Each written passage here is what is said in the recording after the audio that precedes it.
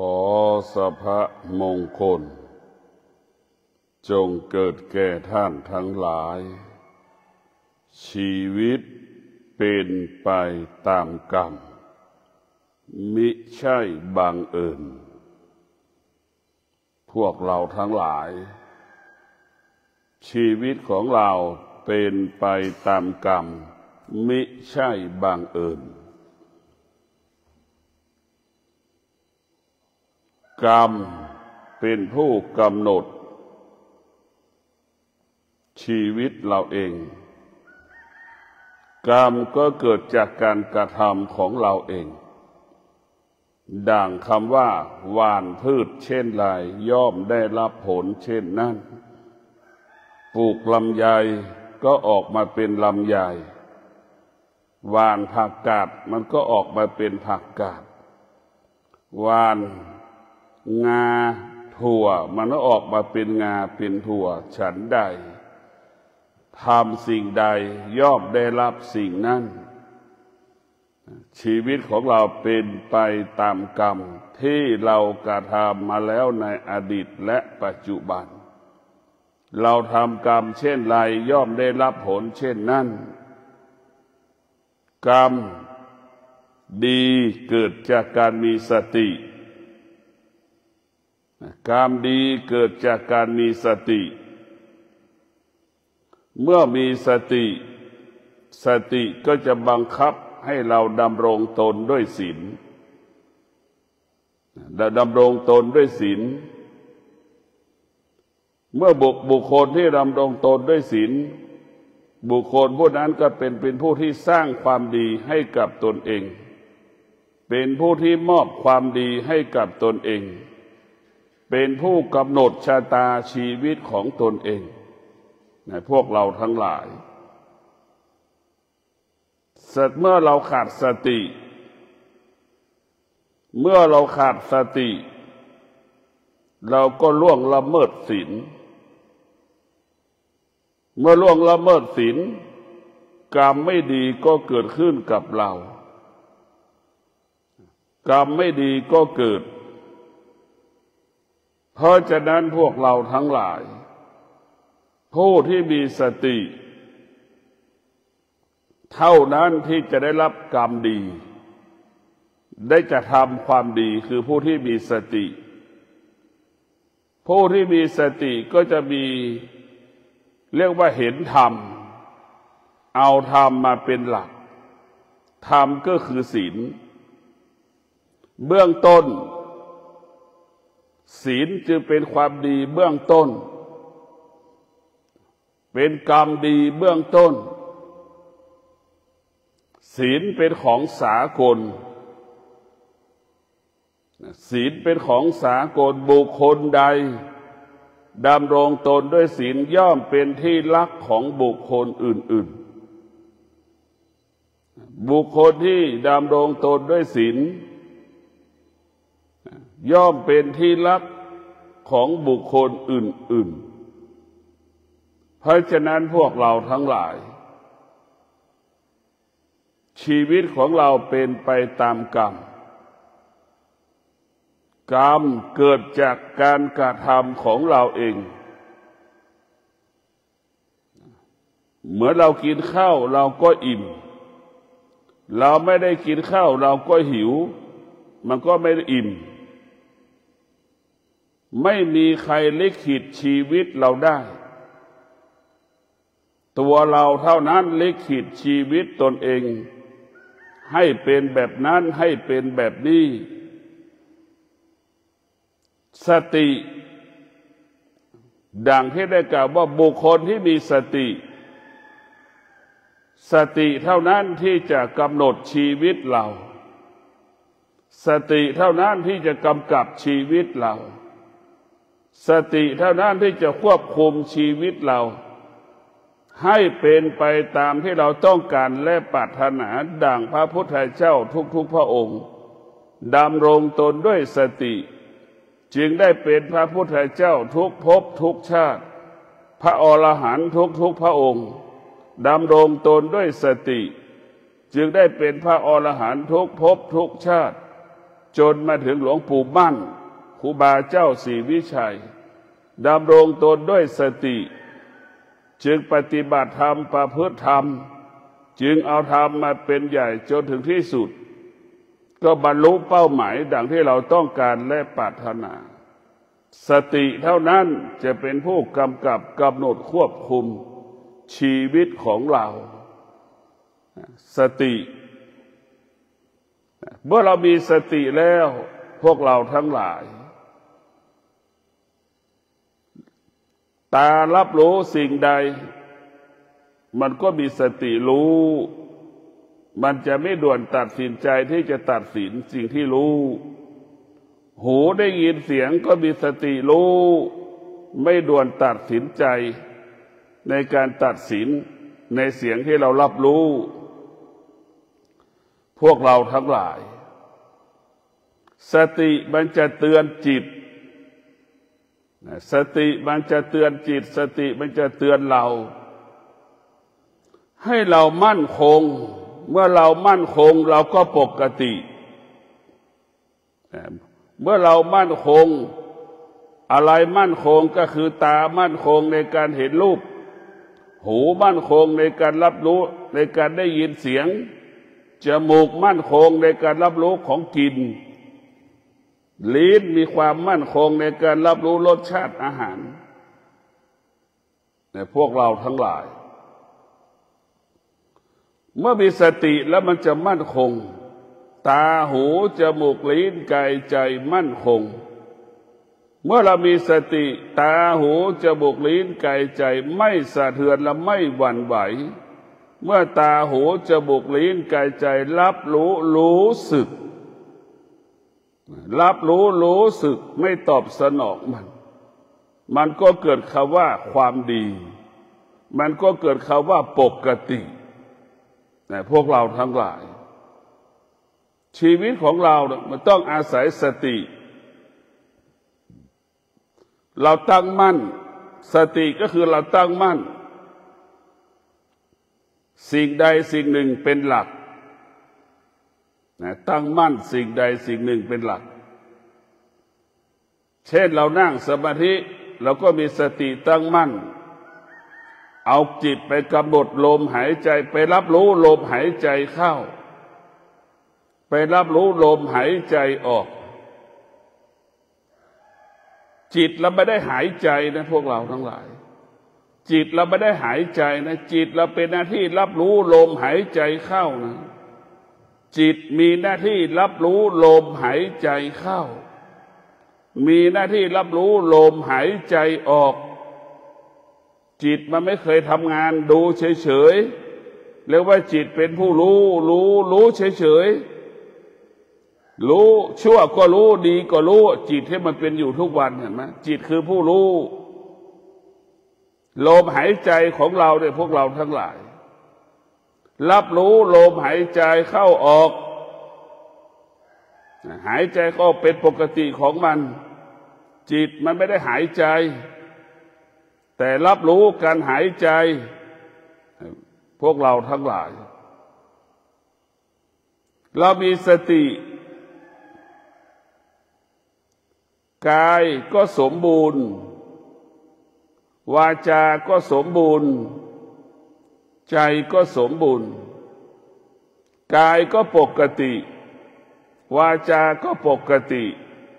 ใจก็ปกติล้วนเกิดความดีงามงอกงามให้กับชีวิตจิตใจของเราในพวกเราทั้งหลายบุคคลที่มีสติก็จะเป็นผู้ที่มีระเบียบมีวินัยระเบียบมีวินัยจะยึดมั่นดำรงตนด้วยตัวเราเองโดยจะไม่ฟังบุคคลใดโดยจะไม่หลงกลบุคคลอื่นใดๆเนี่ยดำรงตนในพวกเราทั้งหลายเมื่อบุคคลดำรงตนด้วยสติแล้วมันจะตั้งมั่นใครจะมาหลอกล่อก็ไม่ได้ รูปจะมาหลอกล่อให้ตามันหลงก็ไม่ได้เสียงจะมาหลอกล่อหลอกหูให้มันหลงก็ไม่ได้กลิ่นมาหลอกล่อให้จมูกมันหลงก็ไม่ได้รสชาติอาหารจะมาหลอกล่อให้ลิ้นมันหลงก็ไม่ได้นี่แหละคือการที่เรามีสติมันจะรู้ความจริงทุกวันนี้เราถูกรูปมันก็หลอกตาเสียงมันก็หลอกหูกลิ่นมันก็หลอกจมูกแล้วก็ไปหลงมันหมดเหมือนหนูติดกาวเราไปติดรูปรสกลิ่นเสียงใช่ไหมรูปรสกลิ่นเสียงเนี่ยมันเป็นกาวดักหนูทั้งตาเราหูเราจมูกเรากายของเราจิตของเราลิ้นของเรากลายเป็นหนูติดกาวออกไม่ได้จึงเกิดคำว่าติดสุขติดทุกข์ติดสุขติดทุกข์ชีวิตจึงไม่พัฒนาไม่สามารถแก้ปัญหาได้มันก็โจมอยู่กับความสุขความทุกข์ก็เปรียบเหมือนเชือกที่มันมัดแข้งเราไว้สุขกับทุกข์เปรียบเสมือนคอกงัวคอกควายที่เราขังมันไว้งัวควายก็ไม่สามารถออกได้สุขกับทุกข์ก็เปรียบเสมือนคุกที่ขังเราไว้อยู่ทุกวันนี้เพราะเราไปติดในสุขติดในทุกข์มีเหตุมีผลกับสุขกับทุกข์ที่มันปรากฏนี่แหละเราขาดสติจึงมีเหตุผลสารพัดเหตุผลบุคคลที่มีสติไม่มีเหตุผลไม่สงสัยสิ่งที่มันปรากฏเกิดขึ้นผ่านทางตาหูจมูกลิ้นกายใจมีสติรับรู้ว่าหน้าที่ของมันเป็นเช่นนี้พวกเราทั้งหลายผู้ที่มีสติจะเป็นผู้ที่บริสุทธิ์ผู้ที่มีสติกายหมดจดจิตหมดจดมันจะบังคับให้เป็นอย่างนี้ผู้ที่มีสติก็เปรียบเสมือนอาบน้ำทุกวันชำระร่างกายเราทุกวันเป็นเช่นนั้นผู้ที่ขาดสติก็เปรียบเสมือนไม่มีน้ำชำระล้างร่างกายเหมือนบุคคลที่ไม่ได้อาบน้ำไม่มีน้ำให้อาบ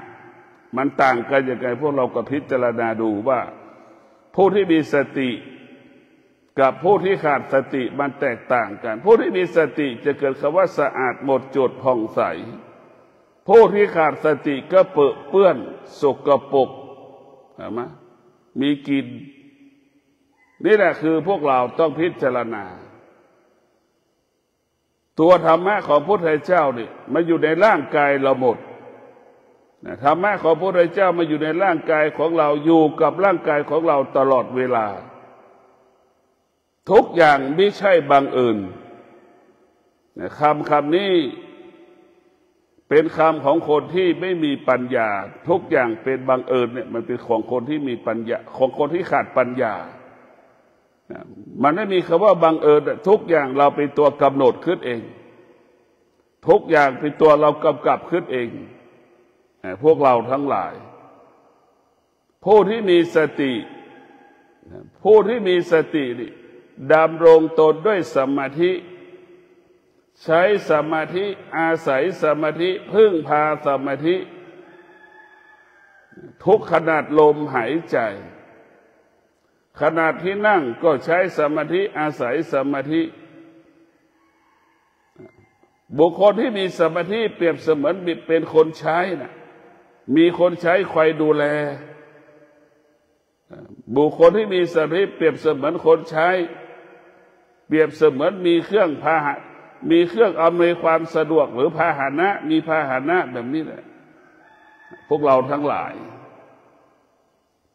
สมาธิเนี่ยจึงจะทำให้เรานั้นรับรู้สิ่งที่มันละเอียดบุคคลที่มีสมาธิก็จะมีสภาวะจิตที่ละเอียดตารับรู้วัตถุสิ่งของต่างๆก็ละเอียดพวกเราทั้งหลายหูรับรู้เสียงก็ละเอียดจมูกสัมผัสกับกลิ่นก็ละเอียด ลิ้นสัมผัสกับรสชาติอาหารน้ำผลไม้ต่างๆก็ละเอียดกายสัมผัสถูกต้องก็ละเกิดเขาตักสิ่งต่างๆร้อนหนาวเย็นแข็งอ่อนกระทบก็ละเอียดจิตเรารู้สึกสารพัดความรู้สึกมันก็ละเอียดพวกเราทั้งหลายบุคคลที่มีสมาธิแล้วละเอียดปราณีตสุขุมรอบคอบเวลาจะตัดสินใจใดๆก็ไม่ผิดพลาดผู้ที่มีสมาธิจะตัดสินใจ100 ครั้งก็ชนะ100 ครั้งสำเร็จ100 ครั้งสำเร็จผล100 ครั้งนั่นคือสมาธิตรงกันข้ามบุคคลที่เกิดมาแล้วไม่เคยใช้สมาธิใช้แต่ความคิดใช้แต่ความคิดความคิดเป็นเรื่องความรู้สึกเรื่องความคิดเรื่องอารมณ์คิดเองเองเป็นเองเราจะสังเกตได้เมื่อประสบความสำเร็จแล้วไม่ยั่งยืนเมื่อประสบความสำเร็จแล้วไม่ยั่งยืน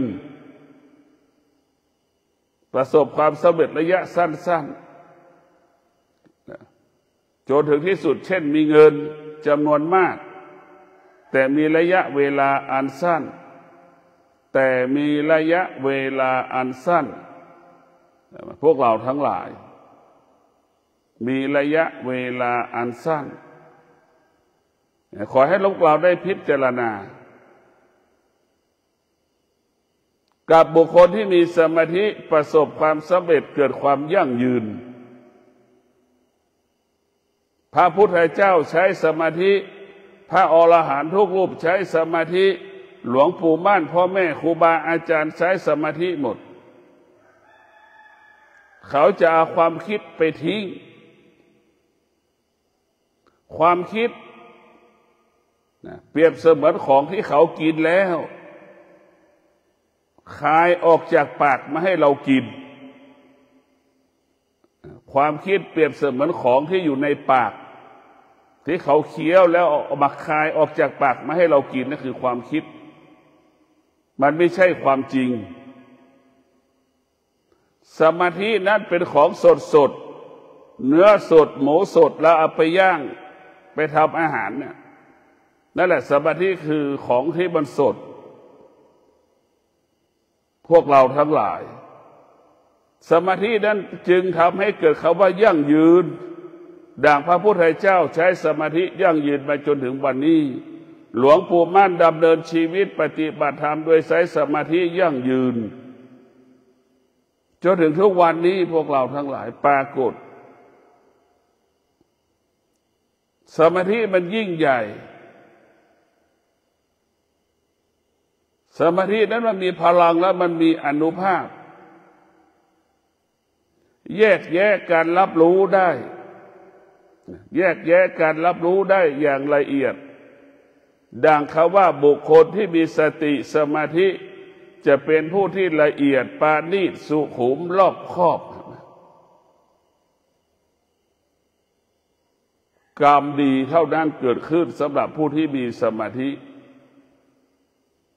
สิ่งที่ดีๆเท่านั้นเกิดขึ้นสำหรับคนที่มีสติสมาธิคนที่ขาดสติคนที่ขาดสมาธิมีแต่สิ่งที่ไม่ดีปรากฏเกิดขึ้นกับชีวิตติดหนี้เป็นหนี้ติดหนี้เป็นหนี้จะกินไม่มีจะกินต้องไปขอยืมเงินเขาใช้อันนี้ก็มีเกือบครึ่งประเทศไทยเราเป็นอย่างนี้เพราะเราขาดสติขาดสมาธิมันจึงไม่ยั่งยืนมันจึงเกิดคำว่าลำบากอดอยากลำบากบุคคลที่มีสติมีสมาธิมีกินเหลือกิน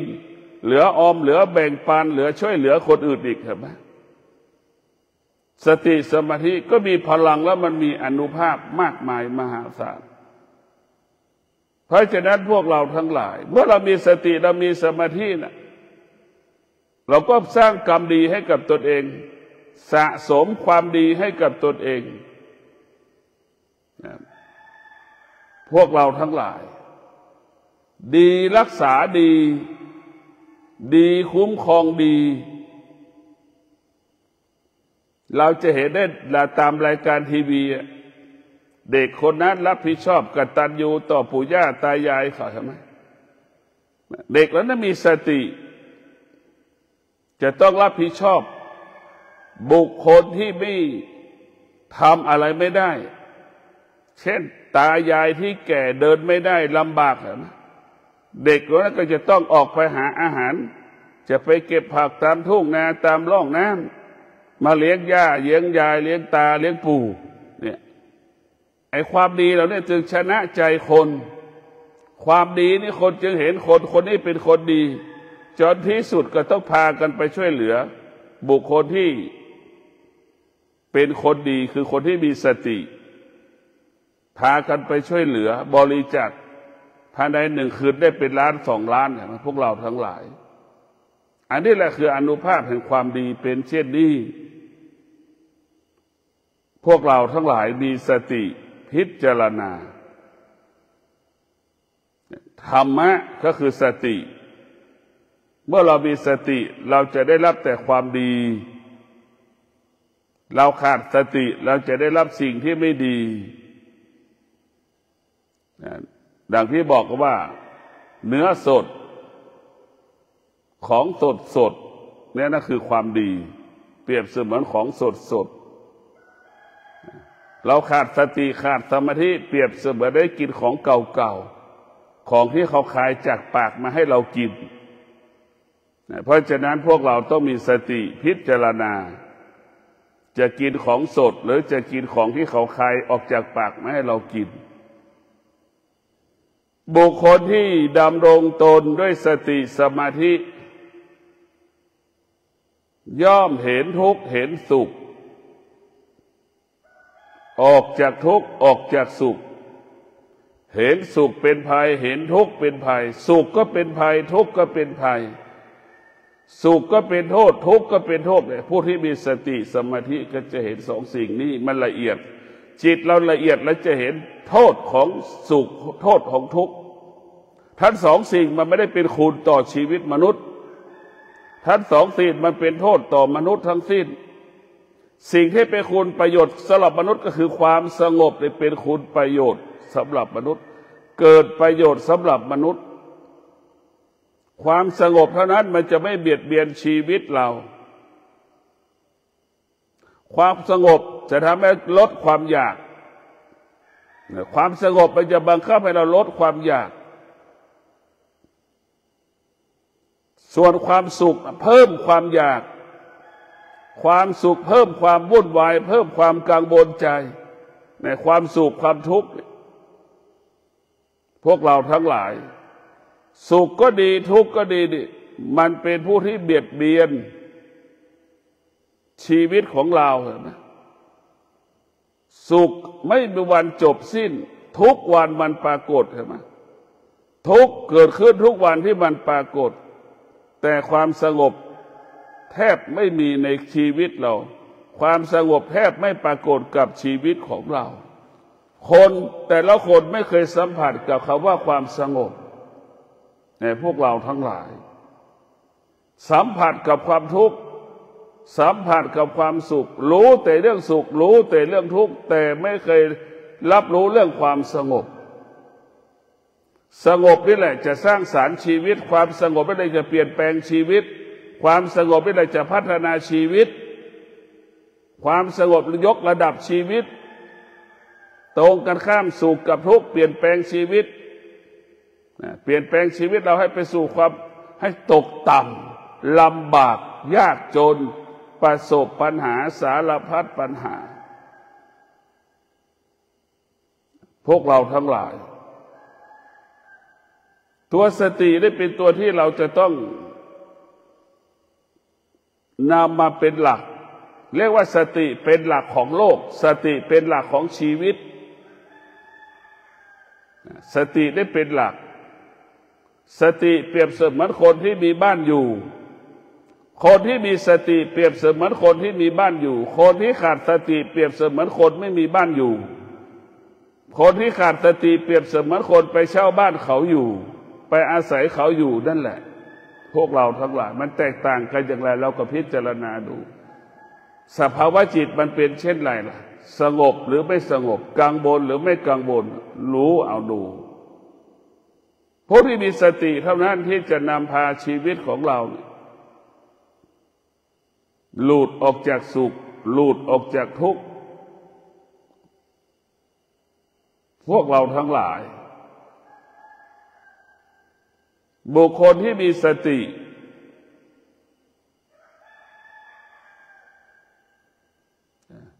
จะเป็นผู้ที่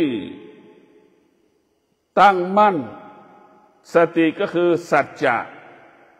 ดังเช่นพระเตมีใบเห็นไหมเป็นผู้ที่ดำรงด้วยสติและสัจจะ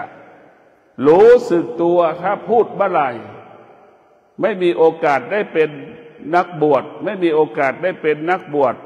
ไม่มีโอกาสได้บรรลุธรรมเห็นธรรมพระเตมีใบดำรงตนด้วยสติและกสัจจะพอมีสติสัจจะแล้วก็มีความอดทนมีวิริยะภาคเพียรมีคนมาเอาเข็มมาทิ่มเอาไฟมาเผาเอาไฟมาโลนสารพัดพระเตมีใบก็มีสติรับรู้อยู่เหนือทุกข์รับรู้อยู่เหนือทุกข์รับรู้ทุกข์แล้วก็อยู่เหนือทุกข์มาพวกเราทั้งหลายจนถึงที่สุดพระเตมีใบก็ชนะพวกเสนาอามาตย์ทั้งหลายที่กันแกล้งเพื่อจะให้พระองค์ท่านนั้นพูดพระองค์ท่านกลับไม่พูดสติทำให้พระองค์ท่านรู้สึกตัวตลอดเวลาสติทำให้องค์ท่านรู้สึกตัวอยู่ตลอดเวลาสติทำให้องค์ท่านนั้นดำรงตนเป็นใบ้อยู่ตลอดเวลาไม่ได้เป็นใบ้ดำรงตนเป็นใบ้ดำรงตนเป็นใบ้เห็นไหมดีรักษาดีก็ตรงนี้แหละพระเตมีใบไฟก็ไม่เผาไม่ได้เห็นไหมฆ่าก็ไม่สำเร็จทุกอย่างทำลายหมดทุกแบบ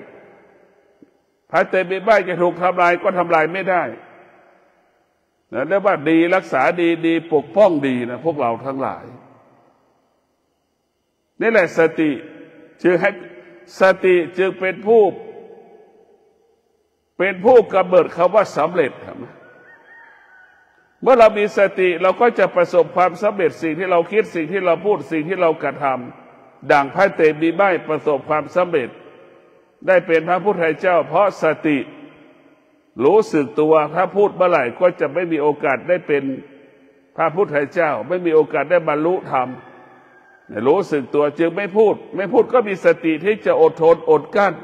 มีสติที่จะมีวิริยะภาคเพียรต่อสู้กับความเจ็บปวดทุกข์ทรมานลำบากปัญหาต่างๆที่มันปรากฏกับกายเรากับชีวิตของเราที่เราประสบขนาดนั้นพวกเราทั้งหลาย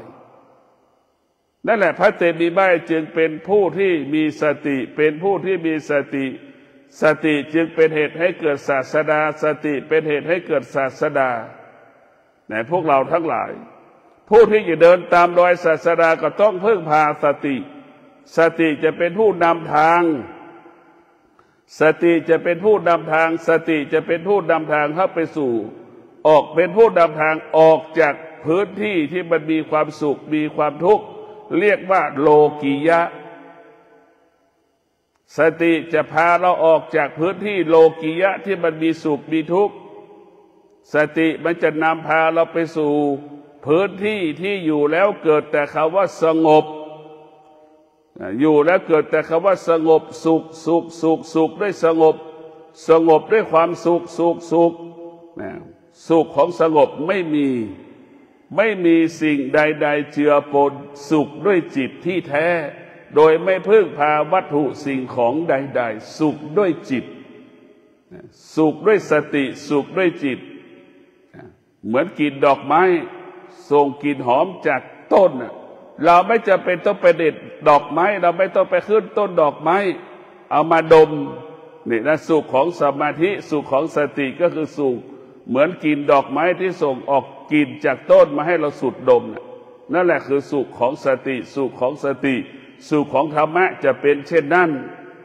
สุขของโลกิยะนั้นเป็นสุขที่มีบ้านอยู่มีเมียมีผัวมีลูกมีสามีมีภรรยามีสารพัดมีจนถึงที่สุดมันก็มีสุขไม่ทุกข์อีกละเห็นไหมมีสุขแล้วมันก็เป็นทุกข์อีกทุกข์แล้วก็สุขอีกเขาวงเวียนว่ายตายเกิดอยู่กับความสุขกับความทุกข์จนเราตายนี่แหละสติจึงพาเราออกจากทุกข์ ออกจากสุขออกจากพื้นที่เรียกว่าโลกียะสติจึงเป็นพาหนะนำพาเราเดินทางจิตเปรียบเสมือนคนขี่หลังเป็นคนขี่ล้อขี่เกวียนนั่นแหละคนขี่หลังม้าคนขี่หลังช้างนั่นแหละพวกเราทั้งหลายสติเปรียบเสมือนช้างนำพาเราไปสู่พื้นที่ที่อยู่แล้วไม่เปลี่ยนแปลงเรียกว่าโลกุตระพื้นที่ที่อยู่แล้วไม่เปลี่ยนแปลงเรียกว่าโลกุตระพวกเราทั้งหลายสุขก็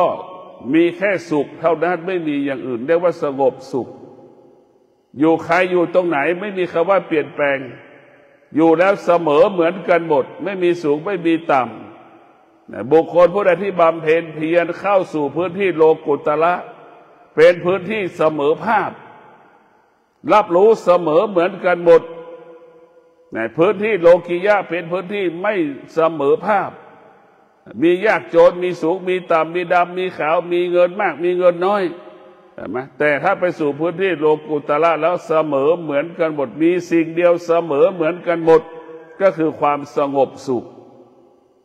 พวกเราทั้งหลายชีวิตของเราเป็นผู้กำหนดไม่มีศาสดาองค์ไหนบงการชีวิตเราได้กำกับชีวิตเราได้ไม่มีในโลกไม่มีเทวะองค์ใด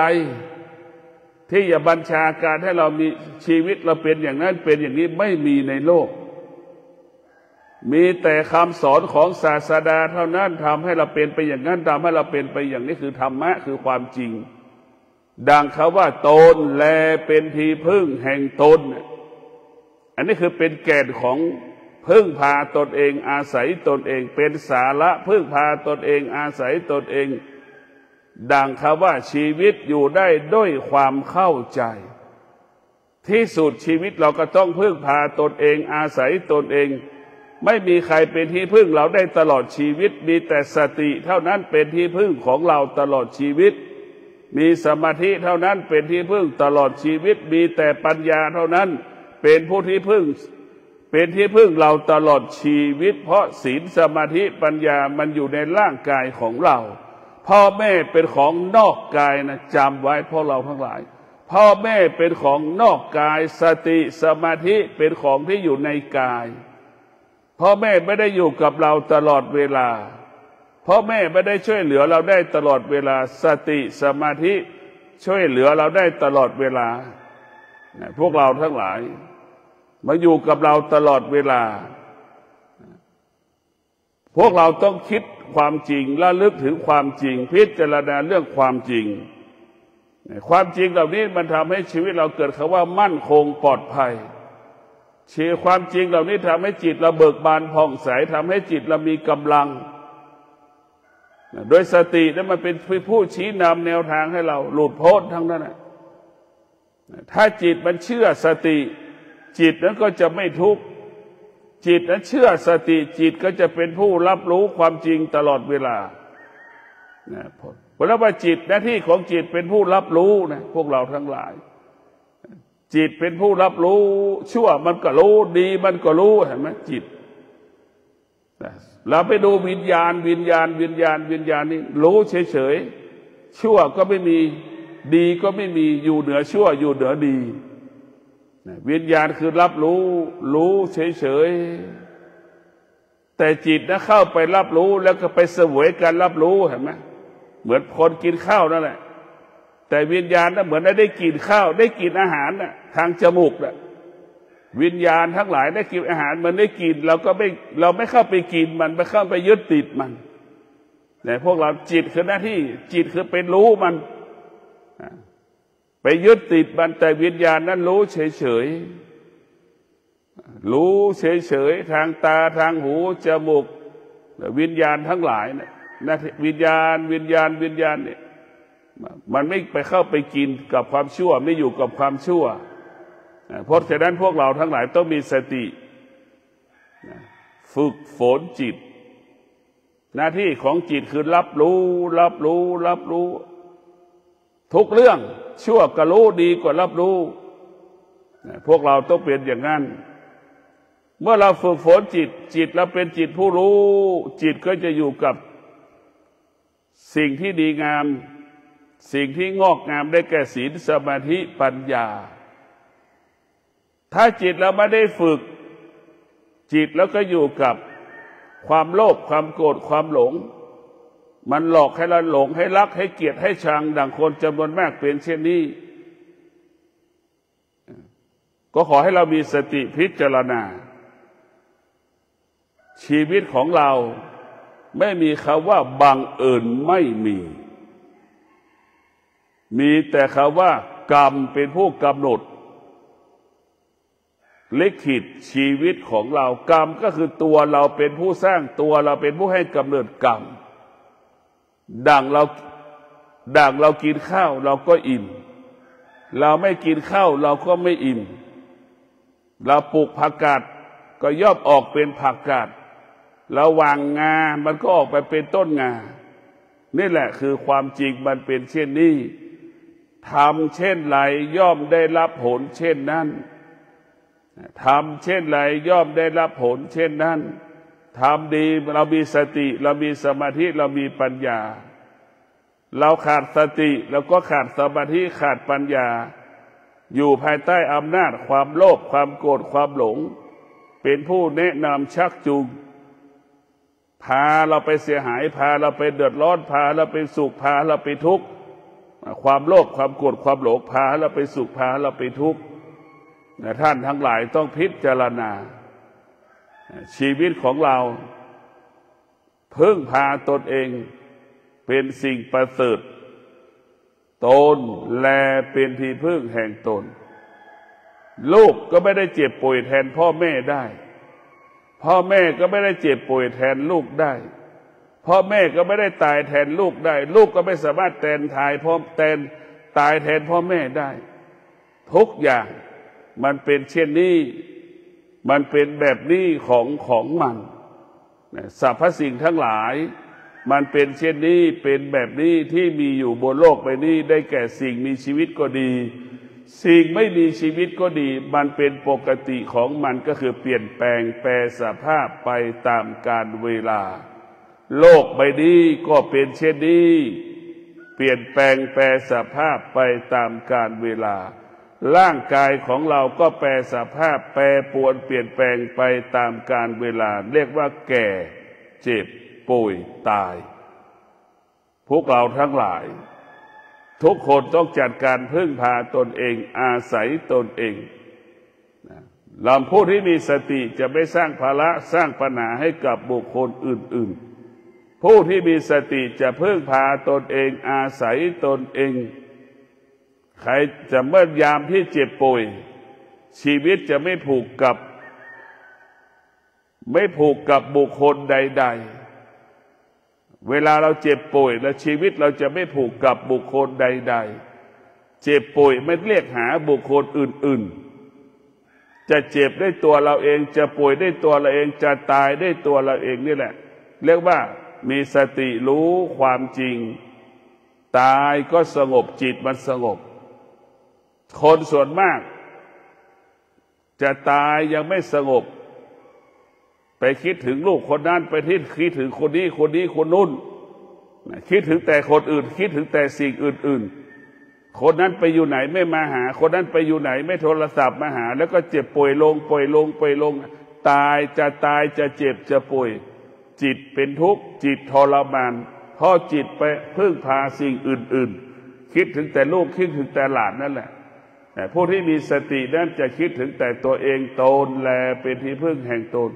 ลูกหลานจะอยู่ไม่อยู่เราก็แก่เราก็เจ็บก็ตายนี่คือความจริงลูกหลานจะอยู่ไม่อยู่ก็ไม่สามารถมาหยุดยั้งความแก่ความเจ็บความตายได้นี่คือความจริงเพราะจะได้คนที่มีสติตายแบบจิตสงบตายแล้วยกระดับจิตขึ้นที่สูงไปจุติภพภูมิที่ดีขอเจริญพร